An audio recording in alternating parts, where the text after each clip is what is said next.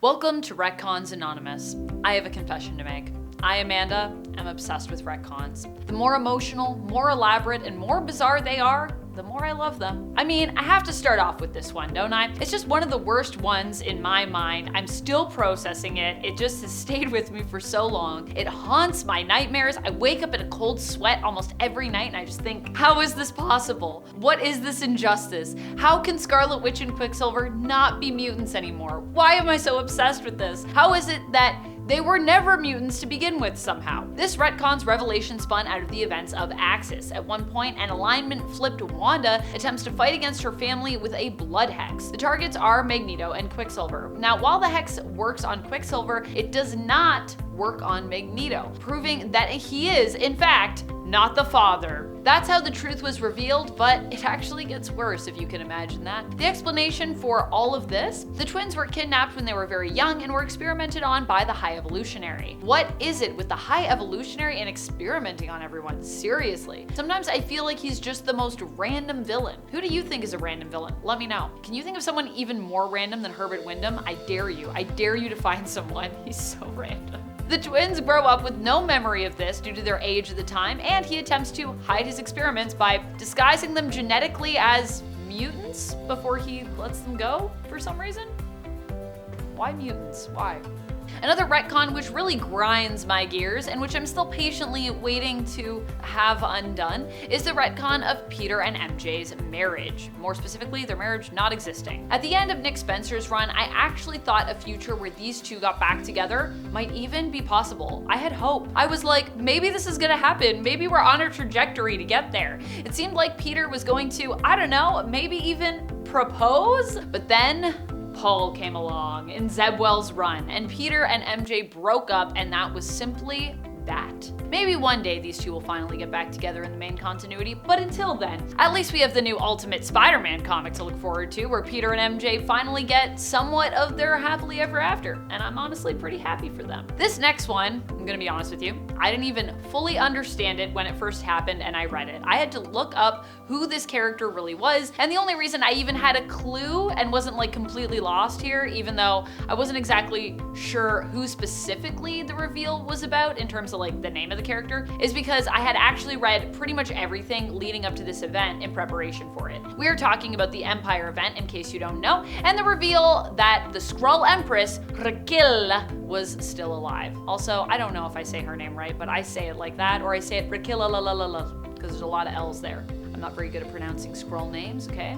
Not only was Raquel still alive, but the retcon also allowed us to know that she was apparently the mastermind behind the whole Kree-Skrull alliance. She'd been working undercover ever since she died, or should I say, faked her death. The real story of what happened is Raquel pretended to perish on her homeworld, but instead basically just like teleported the heck out of there and left her daughter, Hulkling's mother, Princess Anel, and the rest of her homeworld to die. So yeah, if you were holding out hope that Raquel's survival meant that, you know, maybe Hulkling's, aka Emperor Doric VIII's mom was still around, sadly no. When it comes to my who is secretly a mutant bingo card, the X-Men's training area of the mansion, known as the Danger Room, was never on there for me. And yet, here we are. As we continued to learn more about how awful Professor X was, one of the main reveals we got in that department, one of the strongest cases against him, in terms of honestly how villainous he perhaps truly was all along, or could be, was the reveal that the Danger Room had actually long ago become sentient, a technological, basically based mutant of their own. Professor X senses this with his telepathic powers, but chooses not to acknowledge it and reveal it to his X-Men.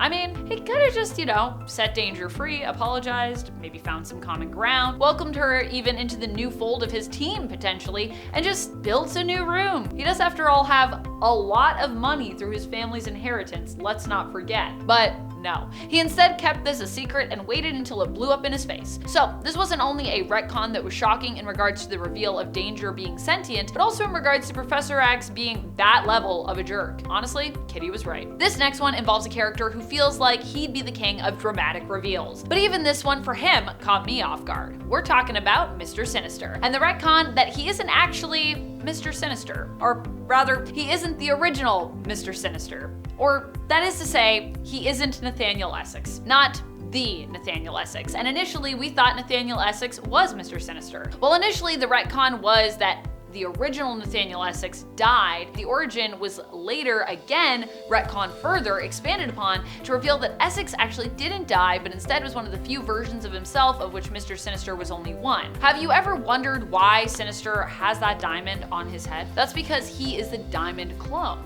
There's also a spade, a heart, and a club. Each takes their symbol for the suits in a deck of cards, and each with their own evolutionary possibilities to explore. That was the mission they were given by Essex before he went away. Hence why Sinister's obsession is with mutant genetics. That was the intended purpose as dictated by Essex, who of course created him. When I heard about this next retcon, I was both elated and also honestly confused. That was my honest to goodness reaction.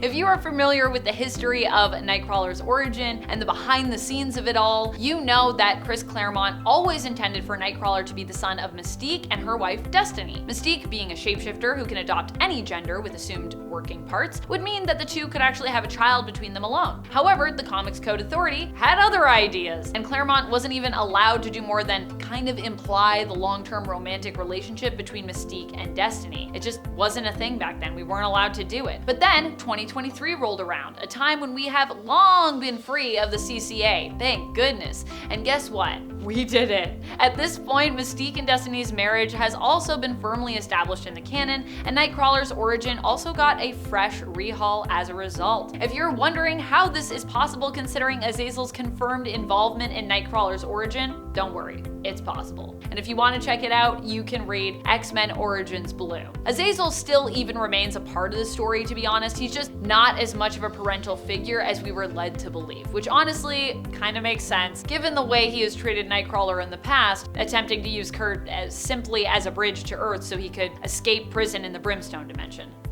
Yeah, not winning any Father of the Year awards there. Speaking of villains, would you believe me if I told you that Iron Man was one?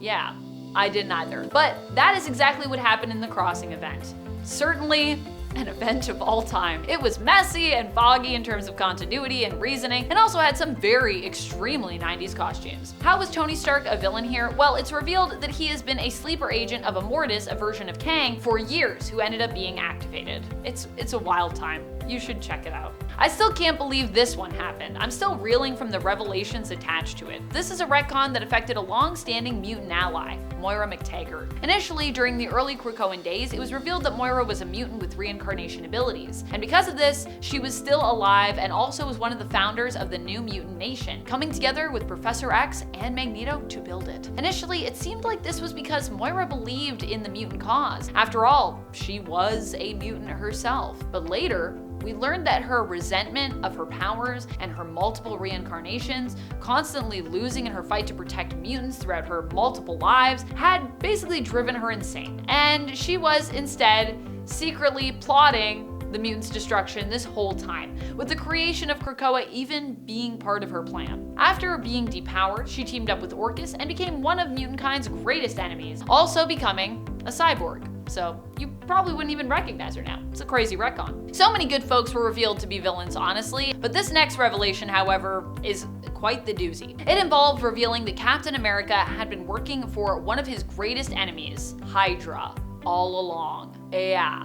Hail Hydra? I'm sorry, what? How did this happen? How did he even become a sleeper Hydra agent? Well, it turned out that this was actually retconned into existence by Kobik, a physical manifestation of the Cosmic Cube who was manipulated into changing Captain America's origin. In the end, Cap managed to still save the day after his former true self was freed from within the Cosmic Cube shards. The real Cap fought against his alternate version, and now Hydra Supreme, the Hydra Cap, and ultimately he won. So, handled. And finally, one of the worst retcons of all time, though fortunately it has been fixed, I'm happy to say. This retcon led us to believe that Gwen Stacy, Peter's first and in some fans' opinions truest love, actually had an affair with Spider-Man's greatest enemy, Norman Osborn, the Green Goblin, or at least one of his greatest enemies, I'd say. Their affair produced two offspring, twins. These twins were raised in secret apparently by Norman, led to believe that Spider-Man was their true father and that he was also responsible for the death of their mother. Neither of those things being true. Fortunately, a few years back, neither of these things being true. Alright, well, I mean, maybe he kind of had a hand in